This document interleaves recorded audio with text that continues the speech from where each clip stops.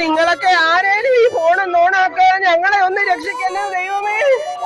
ഞങ്ങള് 3-4 കൊഞ്ചു മനുഷ്യർ എല്ലായിടത്തും വെള്ളം കയറി ഞങ്ങൾ പേരയുടെ മണ്ടയ്ക്ക് നിൽക്കുവാ.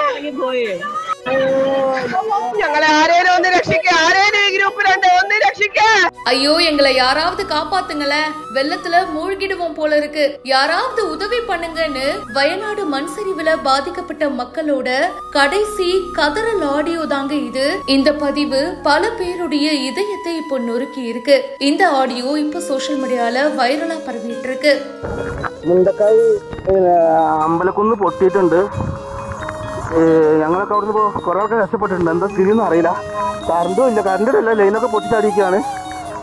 എന്താണ്ടായും അത് ആരും അറിയില്ല.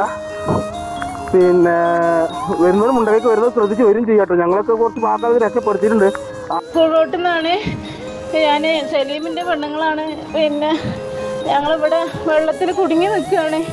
ആരെങ്കിലും ഞങ്ങൾ രക്ഷപ്പെടുത്താൻ പറ്റുന്നുണ്ടെങ്കിൽ ഒന്ന് ചെയ്യണേ. போன வாரம் நடந்த வயநாடு மண் சரிவு நாட்டையே உலுக்கி இருக்கு. பல நூறு மக்கள் இறந்து போயிருக்காங்க. இன்னும் நிறைய பேரு காணலங்க. எங்க இருக்காங்க, எப்படி இருக்காங்க எதுவுமே தெரியல. பல சடலங்கள் மீட்கப்படல. மீட்பு படையினர் பாத்தீங்கன்னா ஒரு பக்கம் ரொம்ப தீவிரமா ஃபுல் எஃபர்ட் போட்டு வேலை பண்ணிட்டு இருக்காங்க. அண்ட் அப்படி இருக்கும்போது வயநாடு மண் சரிவுல பாதிக்கப்பட்ட மக்களுடைய கதறல் தாங்க இது.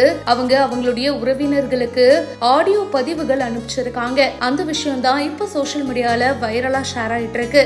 ஜூலை 29ஆம் தேதி நள்ளிரவு ஏற்பட்ட மண் சரிவினப்போ சூரல் மலையில இருந்தவங்க தங்களுடைய உறவினர்களுக்கும் நண்பர்களுக்கும் வாய்ஸ் மெசேஜ் அனுப்பிச்சிருக்காங்க. எங்களை யாராவது வந்து காப்பாத்துங்க, வெள்ளத்துல நாங்க மூழ்கிடுவோம் போல இருக்கு, யாராவது உதவி பண்ணுங்களேன் பிளீஸ்னு கதறியபடி இந்த ஆடியோ மெசேஜ் அனுப்பிச்சிருக்காங்க. இத கேட்கும் போதே மனசுக்கு ரொம்ப பாரமா இருக்குங்க. கண்கள்ல கண்ணீர் தான் வர வைக்குது. இத பத்தி உங்களுடைய கருத்துக்களை ஷேர் பண்ணுங்க.